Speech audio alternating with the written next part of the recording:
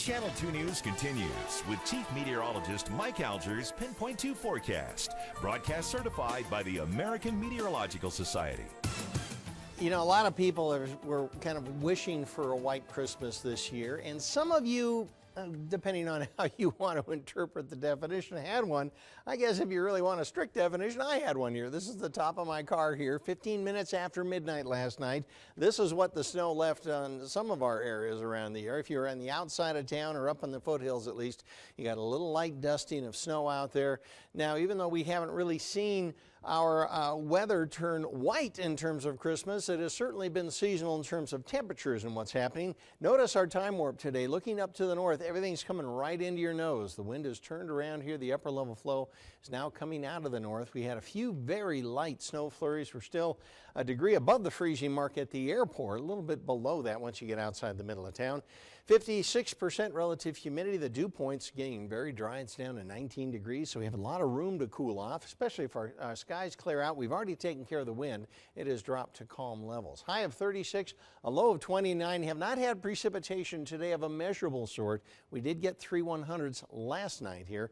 36 says several degrees below the average here, and 29 a little bit above the norm. We should cool both of those off tomorrow. Air is in good enough shape that you have a green light for the burn code.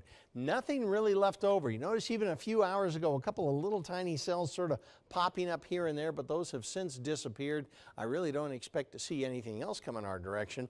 That low is, like I say, starting to move over into Utah, and it's going to kind of expand out and generally shift slowly, somewhat indiscernibly, but slowly over there to the east. We still have the flow coming around out of the north around the top of that. So, well, like I say, a couple of showers maybe tonight, disappearing by the morning. Our clouds clear out in the west. Still have some in the central to the eastern part of the state tomorrow afternoon.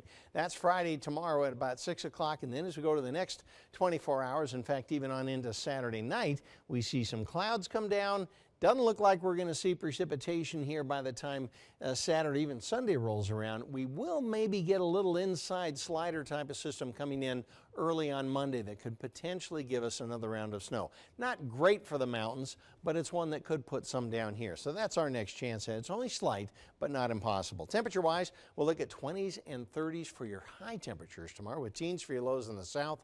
Northern part of the state, everybody into the 30s on the west here, and then dropping into the 20s. Again, those are your highs, starting off in some places near single digits. Reno tonight, 20 for our low.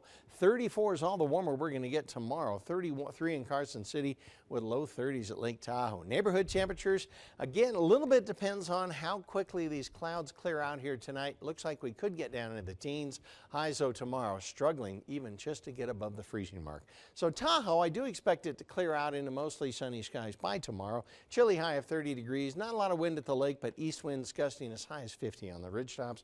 We'll see partly cloudy skies in the morning, mostly sunny by the afternoon. Our winds will be light, our temperatures will be cold, and maybe just slightly warm, but still in the 30s on Saturday here, with overnight low Saturday morning, Friday night, probably into the teens at the airport. And if we really clear things out, we could be in single digits to some of those colder outlying areas. Yeah, bundle up. Indeed. All right, thanks, Mike.